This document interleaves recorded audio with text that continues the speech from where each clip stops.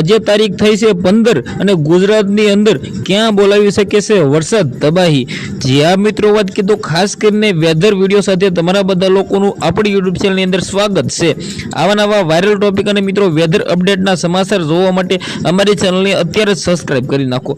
ગુજરાતની અંદર વરસાદ ક્યારે પડવાનો છે, ગુજરાતની અંદર ચોમાસું ક્યારે આગમન કરવાનું છે, ગુજરાતની અંદર કઈ જગ્યાએ મિત્રો વાત કીધો વરસાદ ત્રાટકી શકે છે, ગુજરાતની અંદર ક્યાં મિત્રો વાત કીધો અત્યારે વરસાદ પડી રહ્યો છે, આવનારા ટાઈમની અંદર ગુજરાતની અંદર ક્યાં વરસાદ તબાહી મચાવી શકે છે, સાથે ખેડૂત માટે મિત્રો સારી એવી માહિતી આ બધી જ વિગતો મિત્રો આપણી યુટ્યુબ ચેનલની અંદર મિત્રો તમને બધા લોકોને જોવા મળતી હોય છે।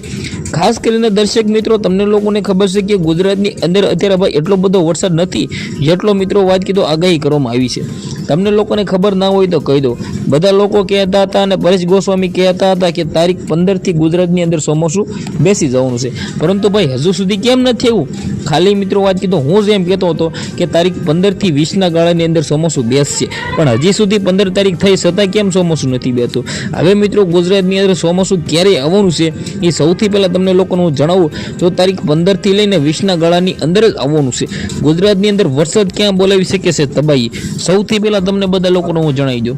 ગુજરાતની અંદર અમરેલી હોય કે પછી મિત્રો વાત કીધો જે સૌરાષ્ટ્ર ભાગના વિભાગ છે જે મિત્રો દરિયાકાંઠે આવેલા છે, જેની અંદર આપણે વાત કરી તો જે રાજકોટના અમુક ભાગ, ભાવનગરના અમુક ભાગ, સાથે આપણે વાત કરી તો જે રીતે સૌરાષ્ટ્ર જુનાગઢ હોય કે પછી જે મિત્રો વાત કરી તો જામનગર હોય, આની અંદર સાંટા સવૈયા સાથે થોડો ઘણો ખાલી વરસાદ જોવા મળી શકે છે, વાવણી લાયક વરસાદ નહીં।